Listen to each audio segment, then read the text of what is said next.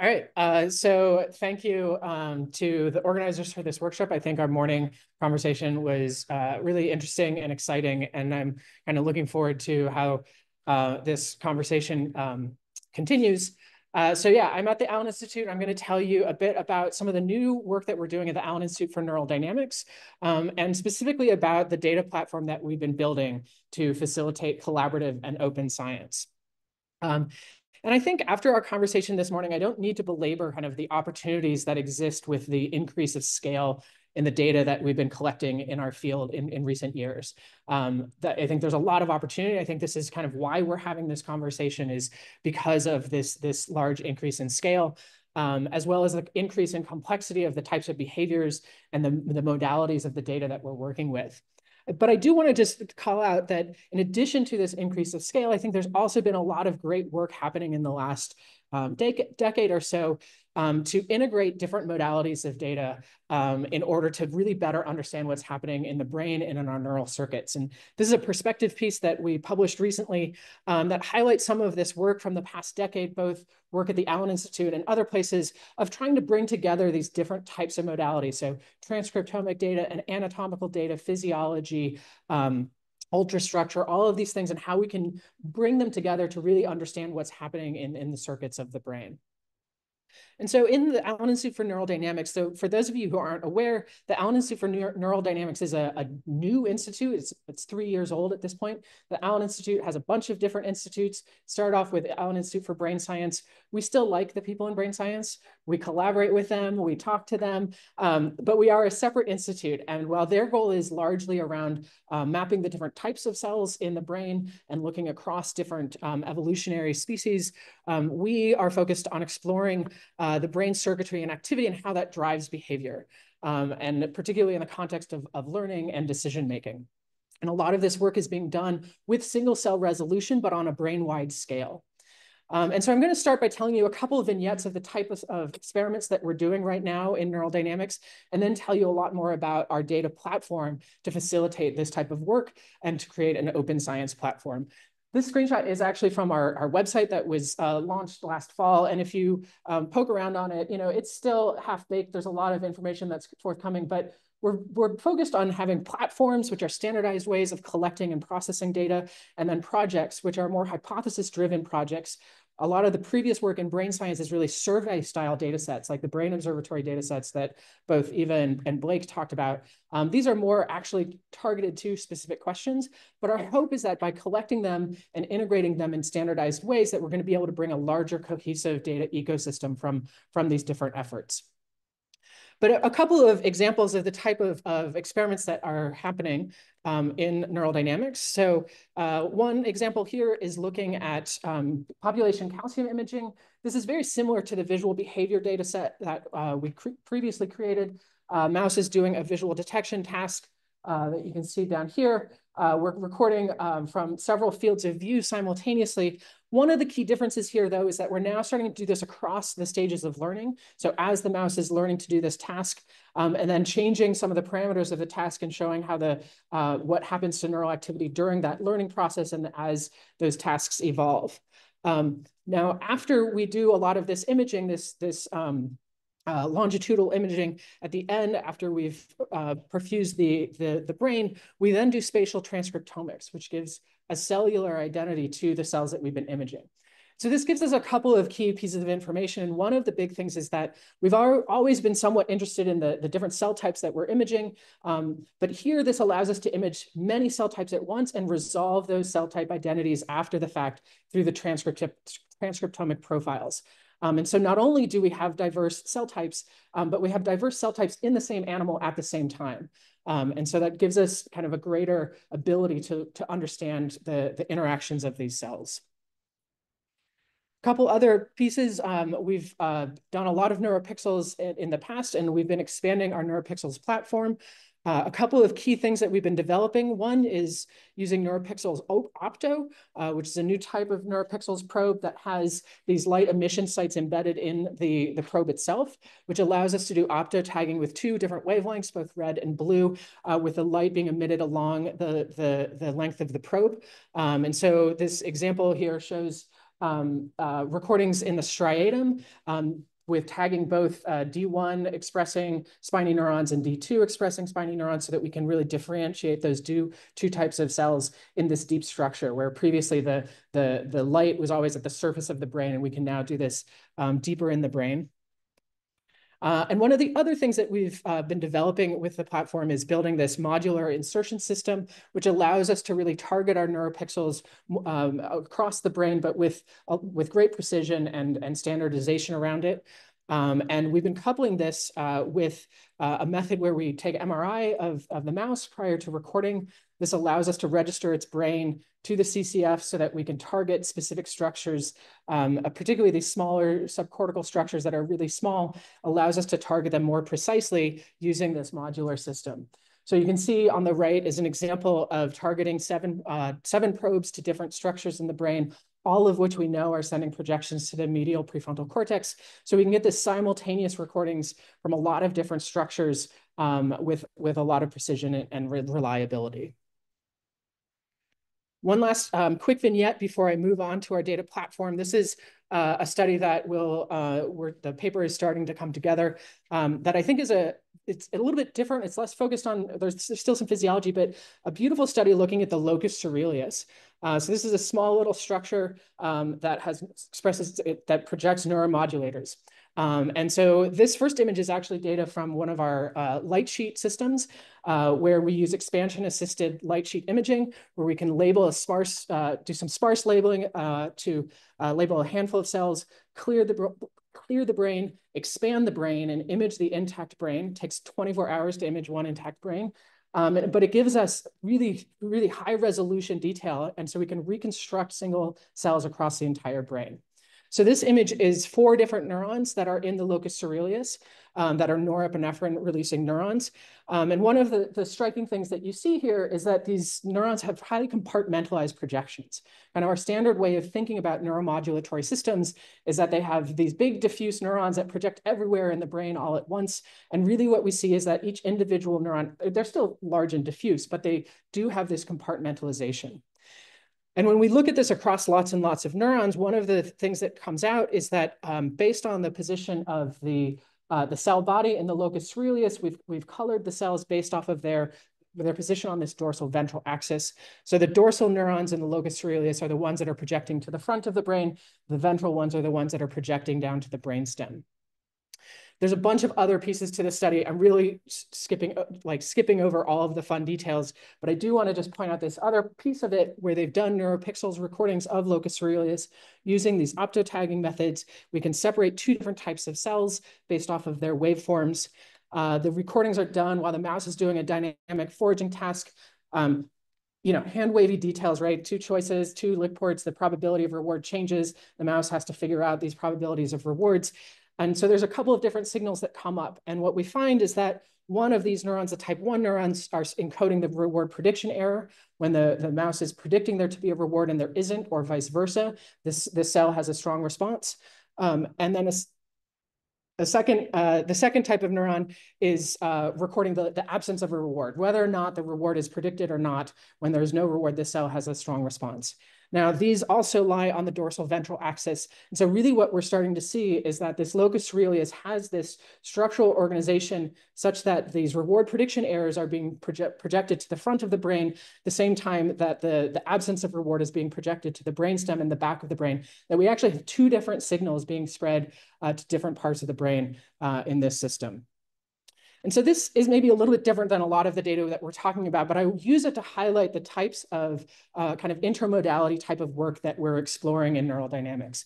Other types of things that we're starting to work on are chronic recordings, a lot of fiber optics, fiber photometry to look at different types of signals, not just calcium imaging, but other types of transmitter signals. And lots of different behavioral contexts that we can put the mouse in. So there's a lot of things brewing in our institute. And so what I really want to talk about is the platform that we've been developing in order to facilitate these different types of questions, these different types of work. So as you can imagine, these projects, you probably can see even here, the long list of names involve a lot of collaboration for people who are focused on different parts of these data sets. And so we need a system where we can facilitate people sharing data and working together on the same data. And this is true within our own team, right? We have, say, one person doing the neuropixels recordings, one person doing anatomy and morphology, and then we've got somebody building models, and they need to be able to share data. They need to be able to understand the data that they're sharing and work on it together. So the platform that we've been building, first and foremost, is a cloud-based platform where we have the data on the cloud. We bring the users to the data rather than trying to send the data and distribute it around people. Now, that's not a huge challenge when we're all in the same building and even like sit next to each other, although it's still not trivial even in that situation. But it really becomes valuable when we're trying to collaborate with people who aren't sitting next to us in our building, but are at institutions across the country, across the world, that are also looking to use this data or contribute some of their own data. They have, for instance, some connectivity data that would bear on the questions that are being worked on, or they have a different modeling approach that they want to bring into it. And by bringing those users into the cloud space as well, we can really facilitate the ease of sharing and accessing the same data and using it in a constructive, collaborative way. But ultimately, the goal is that this becomes a distributed collaboration that isn't just for our friends and family who we're already talking to and we're already sharing ideas, but we want this to be able to be leveraged and used throughout the science community to really foster that open science. I mean, science ultimately is a distributed collaboration, right? And we're just trying to accelerate that process by making all of these processes open and accessible. So the platform that we've been building that's focused around this concept of community collaboration, a couple of the key features. The first is that we need everything to be accessible. And this includes starting with the raw primary data, analysis code, derived data results, metadata, protocols. All of that is open and accessible.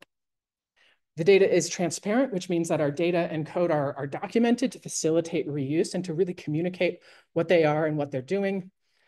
We lean into standardization. We need our data to conform to standards. Standards allow us to build tool chains that we can use interoperably with different data, but we also make sure that our data is immutable, right? So when we upload raw data, as that data gets processed, we create derived data assets from it, but we don't like overwrite the raw data. We don't append to it with new results. Those become distinct things.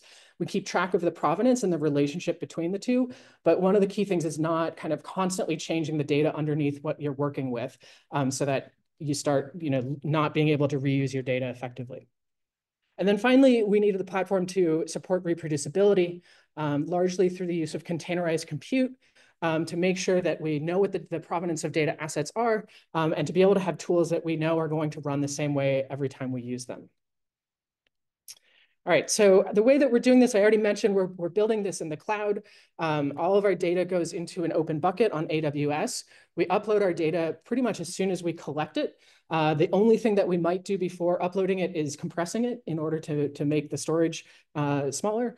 But it's not like we're doing like pre-processing on the machine before we upload the data. It's really the only thing we do is compress it. All of our code lives in GitHub. All of our protocols are in protocols.io. So everything that we're doing, we are putting in these public places. We're building a lot of tools around transparency, the first being a metadata catalog. And I'm going to spend more time talking about this, but this creates a JSON document database to really describe how the data was collected and what it is, as well as portals that facilitate visualizing and browsing and finding and working with the data. We lean into standards. I already mentioned this. They facilitate kind of building these shared tools. And then we really focus on kind of having reproducible workflows. So I want to talk really briefly about these reproducible workflows, and then I'll jump over to our metadata catalog. Having reproducible workflows, particularly around our data processing pipelines, I think it's really a crucial thing for understanding how we went from our raw electrical signals to our sorted spikes that are being used now in our different modeling efforts. And so having a standardized workflow that people can access and use that works the same way for everyone that's using it. And I think this is an important challenge. And I think Gael touched on this earlier when talking about the ability to use data across different sources is really understanding how it was processed. And a lot of our methods sections look something like this. we use Sweet2P to process our data, which might be accurate, but it's a little bit like this. Here's how you draw an owl. Like, it's not that it's false, but it's very incomplete, right? There's a lot of choices that go into how you use that tool to process your data. And so we need pipelines that really document that full, precise method in a complete way. So we've been leveraging a platform called CodeOcean that really facilitates this type of containerized analysis workflows. It's built around this concept of capsules where you containerize specific data, code, and environment settings. This uses things like Docker, but the nice thing about it is that my scientists don't need to know how to write a Docker file because they can set it up in CodeOcean with a nice GUI, and then they've got this nice reproducible capsule, and they can share it with other people, and it's always going to run the same way because they all have the same version of all of the underlying environment parameters. This allows us then to, as we work with data, it keeps track of the provenance that I mentioned is really crucial, and then we can string together these capsules to create workflow pipelines. And again, this creates a next flow pipeline. But again, my scientists are interacting with a nice GUI that really walks them through this process. And at the end of the day, creates a next flow script for them, but they don't have to become an expert in writing that next flow script themselves. The other nice thing about this, so this capsule, for instance, I think this is our spike sorting capsule. You know, each capsule does a different thing. It's doing drift correction, it's doing spike sorting, it's doing QC evaluation. Each capsule can have this compute scaled for the need of that step of the pipeline, whereas the pipeline itself, like you can have the low compute in one capsule, the high compute in the other, and can really optimize the compute that gets used. So we've developed 3 different pipelines, one for EPHIS, one for calcium imaging, one for our light sheet imaging. These are based off of community-based open source tools, so Kilosort, Sweet2P, things like that, with some custom solutions around it that go into those pre-processing stages and some of the QC that go into it. All of these are the code for these Nextflow scripts are also on GitHub. So anybody can actually find these pipelines and use them. We've worked with teams at Kepner Institute at Harvard and Max Planck in Florida, where they've been able to take these and run them on their local systems, on their local Slurm HPCs, or you could run it on your own laptop, which, this is one of the great things that like we can make all of these things public. They're easier to use in this platform because then if you're going to use it on your own system, you do have to get that environment set right. But it has kind of all of the tools to know what's happening and to use it yourself. All right, so I want to talk about the metadata. I think this is a really important piece. And I think sometimes it's like, why do we need metadata when we're just trying to build foundation models? Like, I want to predict the cell type. I want to predict the brain structure. Well, first, to know if you're predicting it, you have to know what it is, right? You have to have that label. And so I think in order for us to get to the place where our models are doing these things, we need to have good records of what the data is that we're starting with. And I think we also have to understand the context in which data is acquired in order to really use it effectively. And a lot of this comes down to, and we've had a couple of side conversations about this, that the tools that we use, they're great, but they all have different limitations. And if we completely ignore what they are and how it's done, we're going to start making assumptions and start making mistakes. And so we need to keep some visibility to know what types of probes we're using, what types of spike sorting we're using, what types of indicators we're using. Different variants of different calcium indicators have different strengths and weaknesses. And at the end of the day, this can become really important in how we interpret the analyses that we end up doing. So we've been working on we've defined a metadata schema that allows us to keep track of how data is collected. Ultimately, I think, as I said, this is really crucial for facilitating the use and reuse of this data by formalizing the embodied knowledge that allows users to make informed decisions. So what this looks like. So for one experiment, for instance, we want to know information about the subject. All of our work is in mice, but we know that the species of our subject, we want to know its genotype, its sex, perhaps information about how it's been housed, the light cycle, for instance. We want to keep track of the procedures that have been done to it. So we did some stereotactic injections where we injected a virus. The plasmid of the virus has, you can find the plasmid construct and the lot number and batch date of that particular virus. We also implanted fiber optic in a particular brain structure. And then while we trained the mouse on a task, we had it water deprived for some length of time. We keep track of the instruments we use to collect data. So in this case, there might be some lasers or LEDs that are used in our fiber photometry. The mouse is on a behavioral apparatus. We've got some cameras for tracking its behavior, some cameras for detecting the fiber optic signals. And then we want to know about how we acquired the data. What was the mouse doing when we acquired it? What were the settings on our lasers? What was the behavioral parameters in order to create that data? This describes our raw data. As that data gets processed, as we extract signals or do data processing, we want to keep track of how it was processed and what was happening there. And then we need two other key pieces of information. One is administrative, who collected the data, who paid for the data, those types of things. What's the license for reuse? Like all of your data needs to have some of this information. But then the last one being quality control. And I think, I can't say enough about how important quality control is, and we want this to be really visible for users to be able to find in the data that they're working with. Now, it's one thing to create a schema to describe the experiments that you're doing for a given experiment, like this fiber photometry experiment. But one of the key things that we've developed our schema to be able to do is to be able to handle a handful of a range of different types of experiments, right? So in addition to describing this fiber photometry experiment, we can describe neuropixel probes and how they're inserted and what structures they're going in, how we do our calcium imaging. Or this example here is of a mouse that where we injected some labels into the brain. We then did a perfusion, extracted the brain, we cleared it, we expanded it. You see that nice expanded brain here. We did antibody labeling with a couple of different antibodies that tag specific things. And then we put in our light sheet microscope with this giant objective that's the size of a soda can. We collected data for 24 hours and then stitched it all together, right? This is a very different experiment. And we need to be able to represent it in the same system that we represent our fiber photometry or our neuropixels or our behavior experiments. And so when it's possible, we want to leverage some of the same tools. We use, add gene IDs to describe our viruses. We use brain atlases to describe the structures that we're targeting. And this makes these things, we can interpret them and relate them to each other by pulling these key pieces together. This metadata creates a document. It creates each record is a JSON file that goes into a document database. And this lets us find all of our data, right? And each data asset, each row in this document database, there's about 40,000 in there right now, is the metadata of a single asset, either a raw asset or a processed asset. And so document database, we can leverage tools to query this, to find things. Some queries are really easy. They start to get more complex as you're really digging into complex experiments and complex fields. And so if I want a summary of an experiment, I might be writing this MongoDB query that can get kind of complicated. So one tool that we've developed is a chatbot that uses large language models to query our metadata database. Postback and our team has been doing this in the last 9 months. And so now I can ask this chatbot, tell me about mouse 747107, and it gives me this really nice summary that it's like the first half of my methods section, right? Like that takes all of these fields out of this JSON files and puts it into a natural language that we can easily kind of describe and understand.